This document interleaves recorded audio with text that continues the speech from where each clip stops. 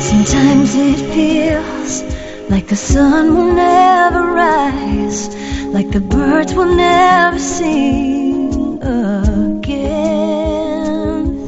Believe in a power greater than what you are going through. When you don't know what to do, keep breathing. That's right. When you don't know what to do, just keep on breathing. In the City of Angels in Los Angeles and from the Big Apple in New York City, welcome to all my listeners out there in Radio Land. I'm Dave, the Caregiver's Caregiver at caregiverdave.com, along with my lovely co-host, Adrian Gruberg at thecaregiverspace.org. And we're coming to you live and on demand 24/7 on numerous syndicated radio podcast networks on I like that, radio. If you say radio, you just global audio and video platforms. As I said, 26 global audio and video platforms, including iHeartRadio, iTunes, YouTube, Spreaker, SoundCloud, Vimeo, Stitcher, Blog Talk Radio. Oh my, shall I go on? No. In fact, we are proud to be voted #1 caregiver podcast of the top 50 on Player FM, #2 caregiver podcast on FeedSpot out of the top 60. That's not easy to do. And #2 caregiver podcast on caringvillage.com. And we have an especially exciting show planned for you today, don't we, Adrian? Yes, we do. I've got a lot to do today because I've got to catch a plane at first thing in the morning to Philadelphia, where I'm going to meet the one and only Dr. Oz, Senate candidate for the state of Pittsburgh, I believe. And Pennsylvania. Pennsylvania. Did I say the state of Pittsburgh? If you've ever met anybody from Pittsburgh, they think they're their own state. So he's right on the money. The last time I was in Philadelphia, I wanted to get a cheesesteak sandwich, which I did. I wanted to have a picture with Rocky, which I did, the statue. Had to wait 20 minutes in line for that. And then I wanted to run up the stairs to the, whatever that was. And I was just too tired. And I said, next time, but I don't think I'm going to do it this time either, because I have a sore hamstring from falling down in a parking lot because I was stupid enough to walk in a planter. But enough about me. Dr. Kerry Forrestal, emergency medicine doctor and author of the book Crushing Cancer, a patient's complete guide to managing a cancer diagnosis. That's how you say it, right? Started in EMS at the age of 16. Get out of here. Nobody starts EMS at the age of 16, do they? When you work for an American Legion ambulance, you can. They were old World War II vets who said, I was killing Nazis at your age. Yeah, come on. So, and the other kicker there was my mother was an ambulance driver. So I was 16 with my mommy. So they let me go ahead. I see. And you volunteered for 17 years at various EMS agencies around New York City. Ocean Lifeguard for 7 years. Yes. I don't know what Okeanos. What is that? Okeanos. The whale and seal stranding organization on the east end of Long Island. Wow. Are they still there? They've changed. It's now there's another organization. These organizations change over time. I forget what the name of it is off the top of my head now, but yeah, great fun running around. Adrian is a save the whale kind of a person, aren't you, Adrian? Yeah, of course. Of course you are. My other place is on Fire Island, so I'm along.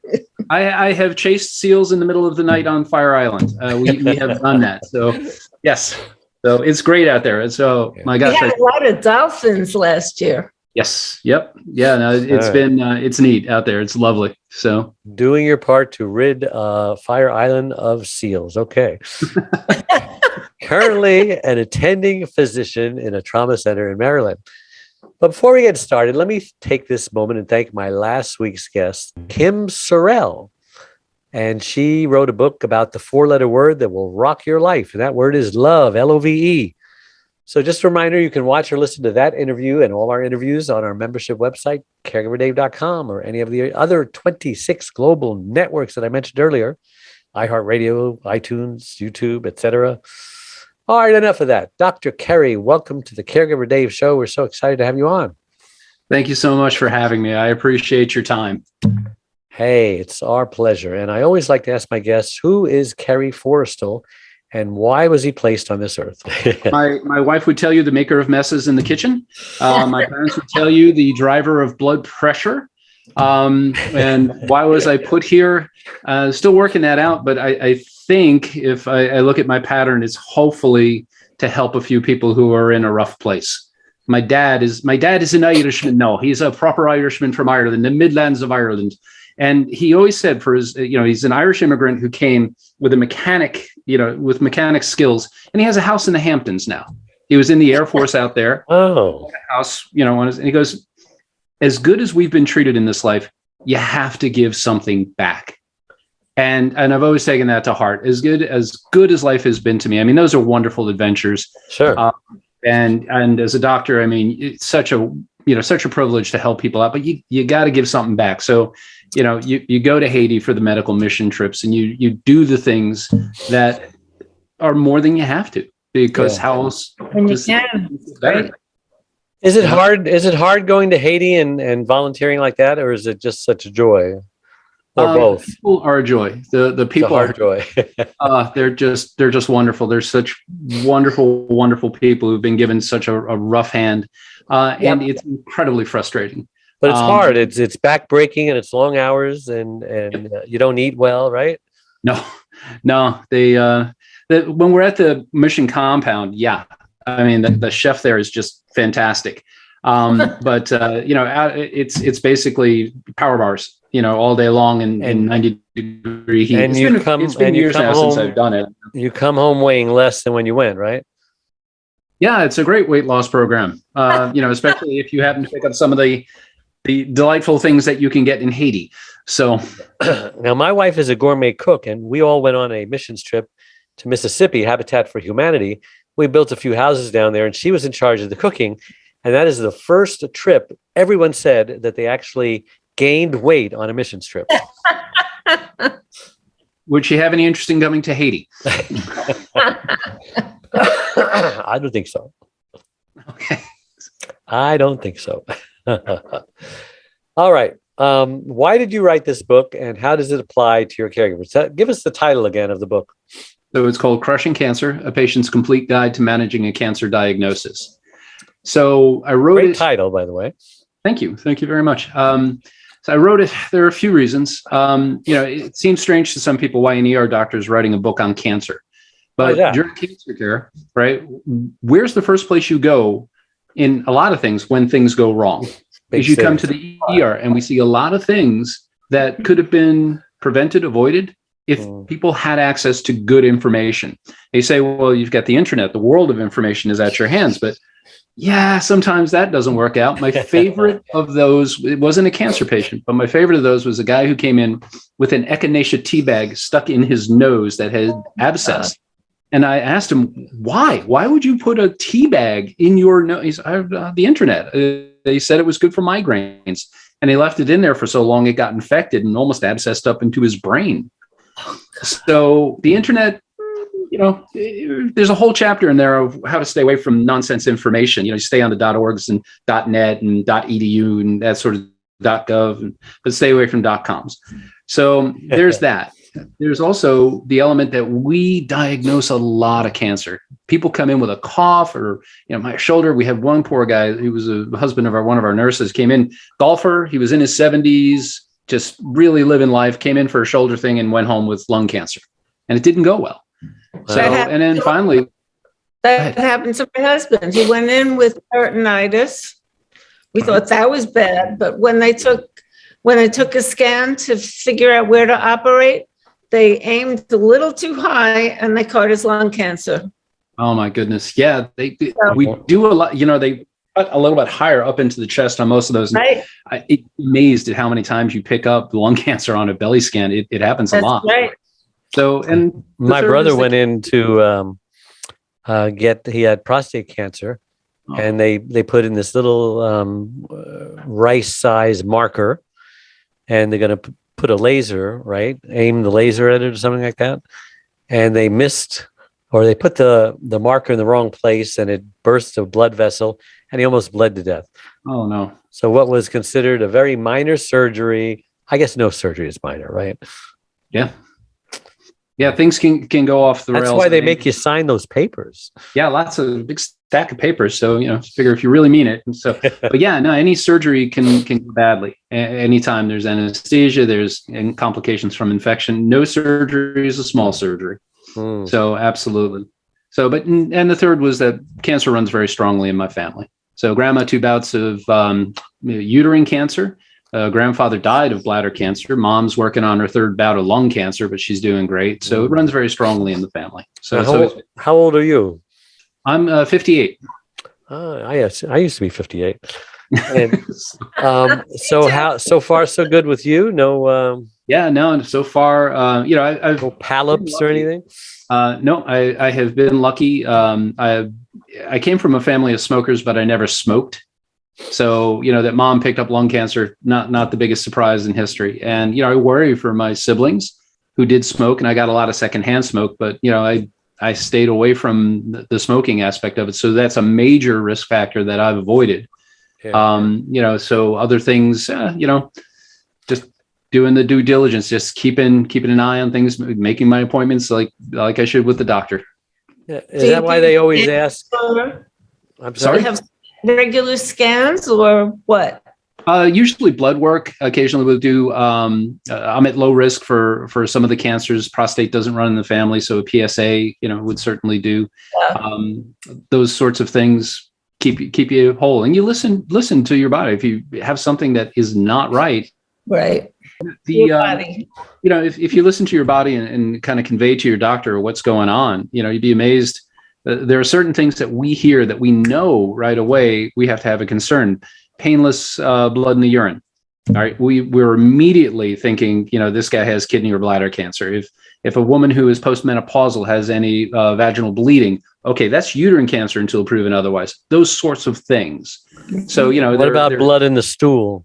Blood in the stool would be a concern. There are a lot of benign reasons to have blood in the stool, but yeah, absolutely. If you start having blood in the stool, I would definitely get it checked. Even though sometimes it's just hemorrhoids, no? Sometimes, yeah. I can do the blood tutorial in stool. I'd be happy to do it. It's actually, depending on the color, tells us how far up and downstream it is. If it's bright red, it's going to be hemorrhoidal. If it's black, it's going to be from your stomach or your small intestine. And the maroon is from the colon, diverticular bleeds, that sort of thing. So, and now you can become a gastroenterologist. Yeah. Wow. Thank you. My mother will be happy about that. There you go. So let's talk about good days, bad days. Sure. Everyone has those, right? Whether you have stage 4 cancer or whether you're a healthy, normal, young person. Yes. Your girlfriend just broke up with you. Well, if my girlfriend breaks up, day. Is going to be quite mad about that. Definitely. There is a chapter in there, a whole segment about good days, bad days, and especially for your audience, caregivers. I mean, they're under at the best of times, they're under enormous stress. They have a responsibility for another human life, and there's stuff going on in the world, and the car breaks down and the shoelaces break, and it's never the big thing. You can carry a lot of weight, but it's you're in a rush and you break the shoelace, and man, that's it. That's the trigger. The car doesn't start. I mean, what do you do when you break a shoelace? You're just at everyone's mercy. Everyone's going to look at my shoes. Yeah.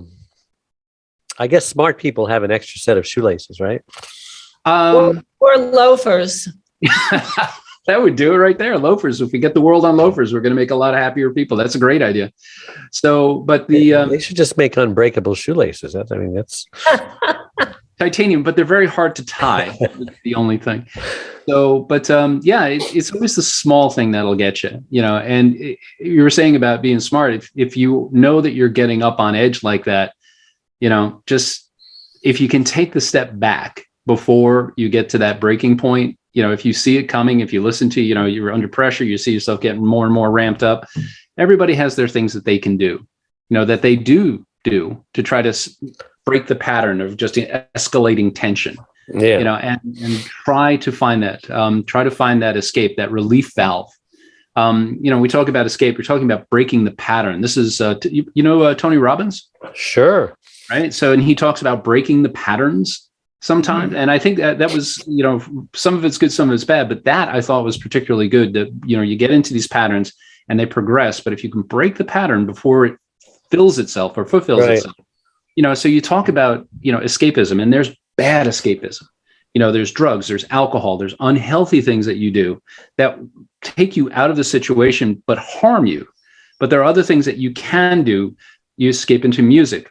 You can put on a dumb film. Those are always great. Dumb and Dumber. Best. What's your favorite guilty pleasure dumb film? What would be your go-to? It's just a superhero movie. Really, I guess Groundhog Day. So that's a great one, right? So, and how about you, Dave? Grumpy old man. I don't know. Is that us? Is that so? But and yeah, Beer Fest. I mean, that's always a dumb one to just park your brain at the door. There's going to be angry days. There's going to be venting, and one of the things that really, from day one, you have to marry yourself to is that when somebody who is sick with cancer or with anything, the anger is not towards you. Right. The anger is towards the cancer. You're just the most accessible outlet of it. So if you let it, instead of soak into you, kind of wash over you and beyond, like a wave in the ocean, you don't take it so much to heart. It's somebody's yelling at you for something you did. You crashed their car. Okay, that's you, right? But if they're yelling at you because they're really feeling miserable because of the cancer, it's not you. And you have to believe that. You have to understand that. And doing that, to my mind, makes it easier to go the long haul, and you will not suffer some of the negative consequences of absorbing negative emotions from others.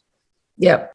Time is going so quickly here. We've got to talk about caregivers. They burn out so easily, but we're talking about cancer mostly. So what are the 3 pieces of advice you would give to someone newly diagnosed with cancer or any long-term serious disease? Because all of their friends have advice. They all know this great guy or this great clinic that, it's cutting edge technology and world renowned. Gosh, I've been hearing that story all over the place. Whether you have a stroke, whether you have cancer, there's always someone that they should go to. And that's a source of stress, isn't it?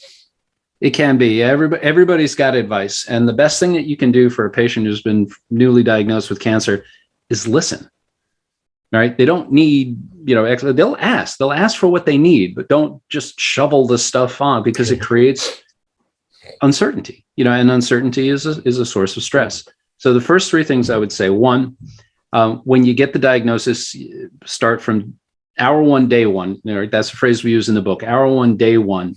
All right, to start to manage it. A lot of people will shut down when they initially get the diagnosis, and they'll be offline for a variable amount of time. Some people who are real, just, okay, I'm going to take it. They're ready to go in a day or so.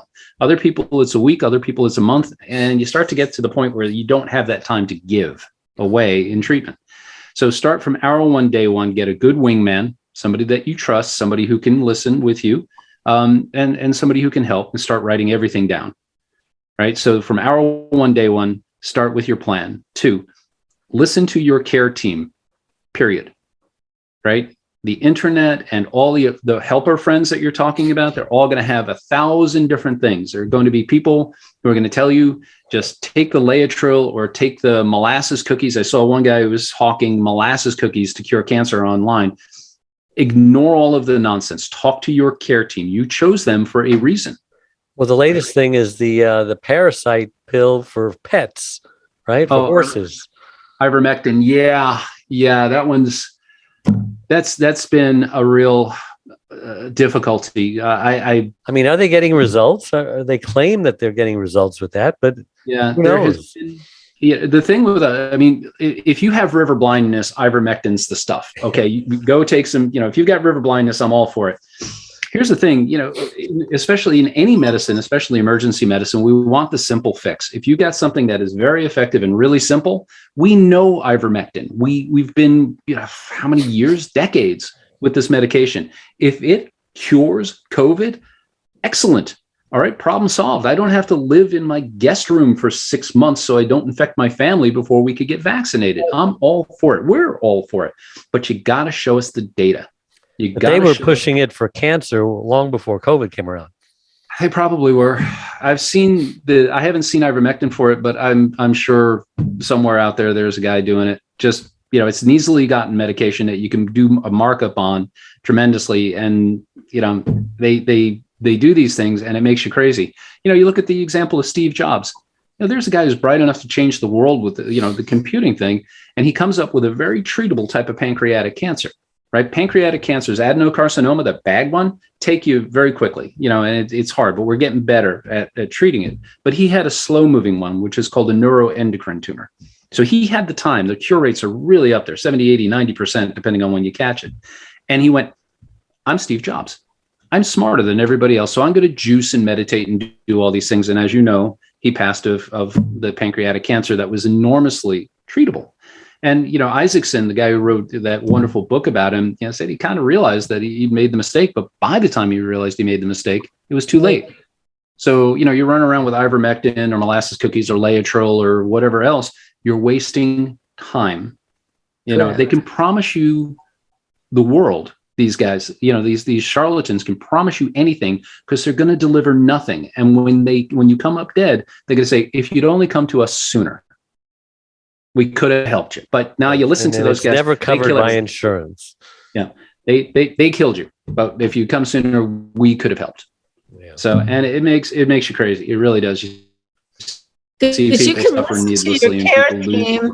And do the things that relieve stress, which makes the cancer worse. I mean, there are other things you can do, but listen to your care team, definitely. Absolutely. I think most care teams now, there's a real important division between alternate medicine and complementary medicine. Right. So I use the example of the lavender candle, right? So let's say you go and you do radiation therapy or you do the chemotherapy and you're really feeling bad. You light the lavender candle and it helps to calm you and it puts you in a more relaxed place. That's complementary medicine. But if you light the lavender candle and you expect it's going to cure your cancer, that's alternate medicine and it's garbage. So it's not going to help you. So like I said, complementary medicine we're all for. Alternate medicine has not been proven. And they have there's a joke in medicine. Do you know what you call alternate medicine that's been thoroughly, rigorously researched and proven to work? Medicine. All they have to do is do the studies and prove to us that it works and it's safe. And man, we're all for it. We want more bullets in the gun. So we're not. And all those conspiracies about we can cure cancer, but the pharmaceutical companies are getting rich with cancer drugs. That's all baloney. I'd love to know if people are doing that and they're making all sorts of money. It's like, can I know about it? So, I mean, but it's not true. The pharmaceutical companies, they're no angels. I'm not trying to say they are, but they have given us a lot of useful therapeutics. And now with immunotherapy, we're really getting to an amazing day. There have been four phases of cancer care, right? There's been surgery from way back when, right? So there's something. You see that? Let me see if I can do that. That little guy back there, that thing in the frame, that's the Edwin Smith Papyrus. And that is the oldest known medical text. And they describe taking care of cancers with surgery. And it's from however many thousand BC. All right. So surgery has been the one that was the only thing that was the only game in town up until Madame Curie did the radiation thing. Then we had radiation. Then Sidney Farber did his thing in the 1940s with leukemia kids. Then we had chemotherapy. And now we have immunotherapy. They're finding that there are viruses that specifically attack melanoma. So you can inject somebody with a virus that will only attack melanoma. I mean, we're living in an incredible age, So sorry, I went off on a bit of toot there. My apologies. Okay. No, therapy is really important. Yeah. Well, Absolutely. In the next 30 seconds, how can someone get a hold of you, read your book, find out more information? So the book is on Amazon.com. And we're going to try to get it over onto Barnes & Noble. And then the larger project where we're trying to collect stories from cancer patients to create books specific to the cancers is at warriorstance.com. Warriorstance.com. Stance? Yep. SCANCE. Yes, .com. And that's where we're trying to collect. It's a cancer journaling site. It's not a discussion forum. It's a place for people to keep online journals while they go through their chemotherapy. Cool. And the idea is first book, general, second book, or the next three will be the big three, which is lung, prostate, and breast. And then we'll start going into the colorectal and all those things, pediatric, if this pans out. So the first book was to raise awareness for that project. Wow. Well, thank you so much for coming on the show. We really appreciate it. It was a great interview. Thank you. Thank you. And I thank all our people who listen to our show. Thank you so much for tuning in every week and making us the #1 caregiver podcast. I'm at caregiverdave.com. Please visit the site. Adrian is at thecaregiverspace.org. We both have Facebook pages with the same name, Caregiver Space and Caregiver Dave. And please check the like button below whatever platform you're watching this on so that Google can give us kudos with their algorithms and help even more caregivers. I would encourage you to pick up a pre-sale copy of my book. I tell every guest that comes on because it's a book about wisdom. It's called Secrets from the Hammock, Uncommon Wisdom for Uncommon Times. Okay, sounds good. Secrets, plural, from the Hammock, HAMMOCK. Thank you. That's a good name. I like that. So until next week, thank you so much and God richly bless you. Bye-bye. Thanks, guys. Our featured speaker is a best-selling author who has written numerous books and articles. He's a speaker, life coach, and host of Dave the Caregiver's Caregiver radio program. He frequently appears on television and radio shows all across the country and has even shared the stage with Suzanne Summers at Harvard. But his most important role is caregiver to his beautiful wife, Charlene, for over 22 years. Please welcome Mr. Dave Nasani! I want to share with you a love story. In a couple of weeks, my wife and I will be celebrating 44 years of being together. My wife, Charlene, and I had a fairy tale storybook romance, courtship, and marriage for the first 21 years of our lives together. One day, out of nowhere, my wife has a headache, the headache of her life. She suffered a massive stroke, and it left her severely speech impaired and paralyzed on the right side. And in that moment, our world turned upside down. I gotta tell you, the next 2 years was like a living hell. I just didn't know what to do. I felt guilty most of the time. I became a caregiver. I didn't even know what a caregiver was. I was experiencing the same problems that other caregivers experience. If you don't take care of you, I can't take care of her. Well, that's why I wrote the book. Now I can teach other caregivers. I'm living proof that you can thrive as a caregiver. My wife and I travel now all over the world sharing our story. One day, life is going to call upon you to be the captain of your boat. Heck, you might be saving your own life. Thank you.